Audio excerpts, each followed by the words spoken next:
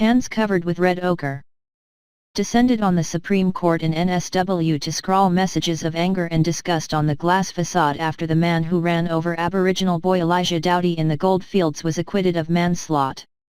The 56-year-old man was last week acquitted of manslaughter over the death of the 14-year-old last year and was sentenced to 3 years in jail on a lesser charge.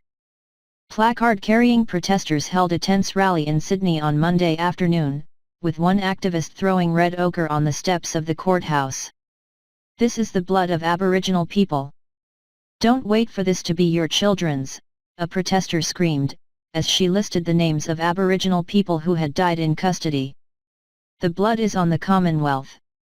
Dozens of people in the crowd dipped their hands in the red powder and pushed up against the glass facade of the court. They covered the windows in red handprints and scrawled "Murder and Justice for Elijah" in red letters while public order police moved to block the entrance to the building. Tensions between protesters and police reached boiling point when one man began shouting at officers, challenging them to arrest him, but friends intervened and the crowd dispersed peacefully. The protests follow similar acts after the verdict on Friday in Kalgoorlie and Perth, where the trial was held.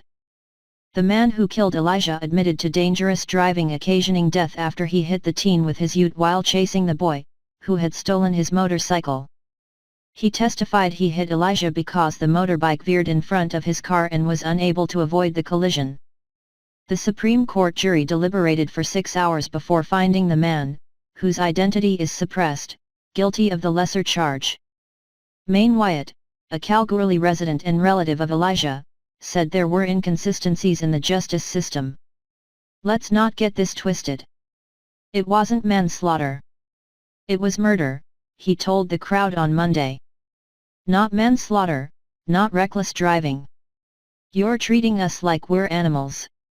"We're not animals," he said, as he picked up the ochre and slapped it on his chest. "We're people. You're killing us."